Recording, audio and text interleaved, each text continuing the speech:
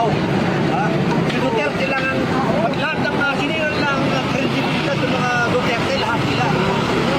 Nanakaw, tumanggap ng drug lord, gano'n. Wilasak nila ang kredibilidad ng Duterte. Pero ang totoo niyan, kaya lang ginagawa yan, para lang sa eleksyon ng 2028 eleksyon, mawala sila mga Duterte. Singin nyo, puro Duterte barya lang eh. Duterte barya lang yan. Kung sa sintamo, pinakamalit na barya, kalahating sintamo lang yan. Samantalang hindi nila inahabol ng bilyon-bilyon. Hindi lang blood control. Hindi lang ulat.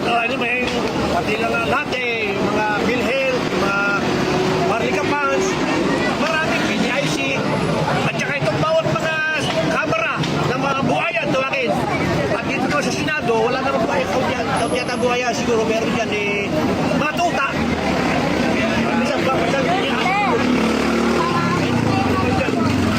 Yun ang ginagawa nila. Hindi nila pasisihin ng lahat ng mga kamera ay mga congressman.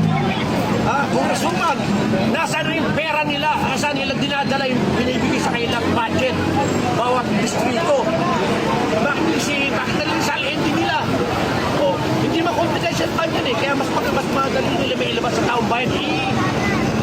Bakit na nila kung gusto nila ng patas? Walang problema. Sige, kulong natin si Duterte. Pero lumaban ba kayo ng patas? Naputakin na ninyo. No? Patas!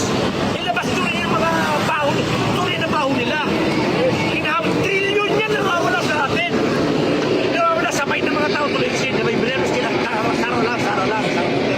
Sa totoo lang, nangyari kaya nagwawala sila ngayon. Nagalit siya na nangyari kaya kay Sara Duterte at saka kay Bato. Kasi nabigo sila. Nawala yung tuta nila. Nawala yung si Soto. At ang pumalit Senate President Alan Peter Cayetano na ito ngayon ang habol sa mga putang inang budget na nawawala trilyon. Kaya magbubukas hindi Sara Duterte lang. O sige, sige, pero ano dyan yun? Si patas natin.